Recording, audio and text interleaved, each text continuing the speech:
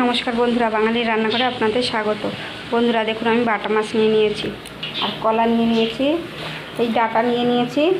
ডাটাগুলো আমি আগার থেকে নিয়ে নিয়েছি। এগুলো দিয়ে আজকে আমি মাছের ঝোল করব। আপনারা পুরো ভিডিওটা দেখতে থাকুন। মাছ ভাজার জন্য মাছে লবণ হলুদ মাখিয়ে নেব। দেব লবণ হলুদ। মাছ ভাজার জন্য কড়াইতে তেল দিয়ে দেবো। এবার মাছগুলো ভেজে নেব।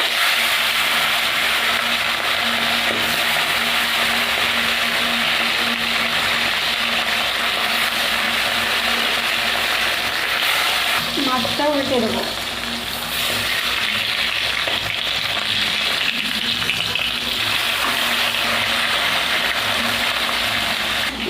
দেখুন, আলু আর কলা আমি কেটে নিয়েছি। একটু হলুদ দিয়ে আমি কলার কষটা বের করে নিয়েছি আর ডাটাটাও কেটে নিয়েছি। দেখুন দেখুন মাছটা আমার ভাজা হয়ে গেছে। এবার আমি তুলে নেব। তেলের উপর কালো জিরে ফোড়ন দিয়ে দেবো। এবার আলু কলাটা দিয়ে দেবো।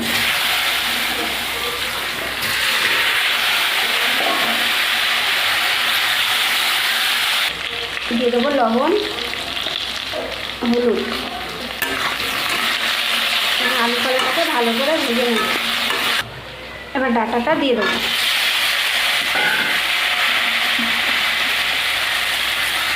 লঙ্কা দিয়ে দেবো।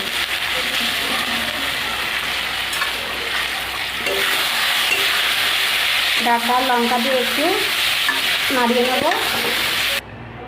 দিয়ে দেবো পরিমাণ মতন লবণ হলুদ।